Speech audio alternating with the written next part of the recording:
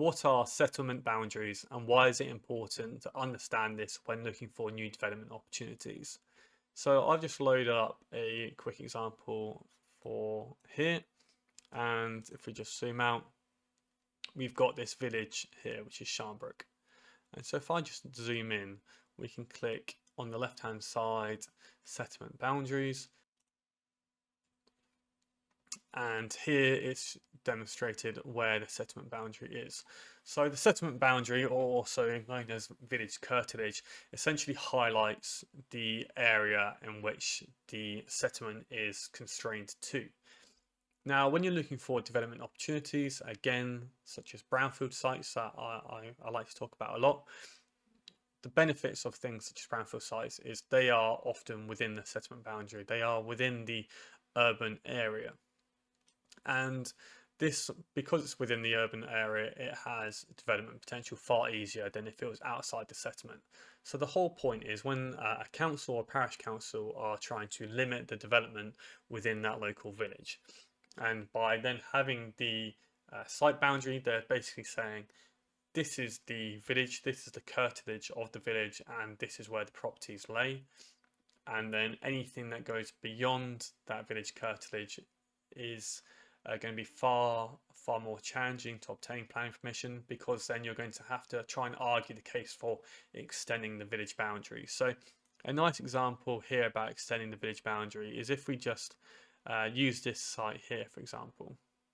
So if you were to come along and say, oh, I really like this site, I'd like to try and build one house or two houses based on what you want to do here, this site is going to have more challenges, more difficulty in obtaining planning permission, because we can see that it is beyond the settlement boundary. So we can see here that this is how the settlement boundary has been drawn. If the boundary kind of extended to here and then went down, then you would have been within the settlement boundary and it would have been far easier to obtain planning permission. Now, this doesn't mean that it's a complete no. It just means that you're going to have to jump through a few more hoops to try and unlock a site like this. So often you'd have to go through pre-app advice, and you'd have to try and argue the case as to the rationale why to extending the village boundary to build a few more houses here. So an example of this would be if the if the housing land supply came through, and this village, Sharnbrook, was designated to build an extra 20 houses in the next few years. You could say, well, this site will be able to deliver 2 houses, for example. We think it should then be included within the settlement boundary, so this can be delivered. Or you might be able to say, I'm looking to build one house as a self-build, and so I want this settlement boundary to be extended for this. So this is an example of the settlement boundaries and sometimes the benefits and the difficulties. If you're enjoying the content, then the land sourcing sprint might be for you. It's a 1 hour long introductory beginner course on how to find and source off-market land and development opportunities. Equally, if you're quite advanced with your knowledge already, then we also have the land sourcing and property development masterclass.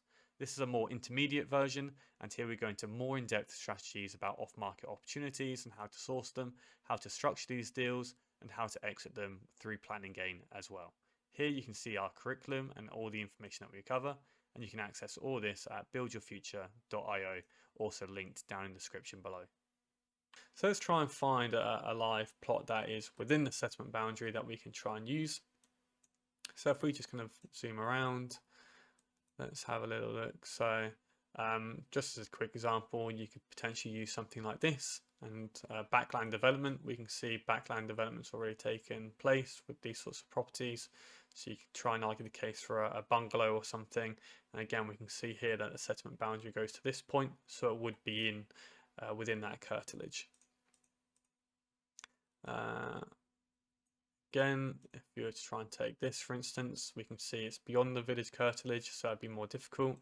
Again, you could try and argue the case for extending and doing some backland development and building in here. So again, expanding the development curtilage or the settlement boundary to this plot here.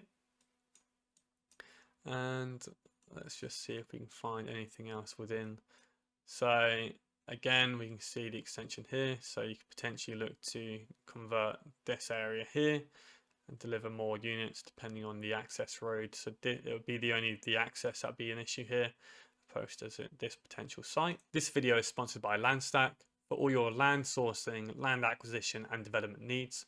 With a new AI generated tool as well, it's definitely worth checking out for free today. So there's a quick example of what a settlement boundary is and how you can use it when looking for development opportunities within village boundaries and town boundaries. Now, sites that are beyond the settlement boundary aren't a no-go. There's still potential there, still opportunity there.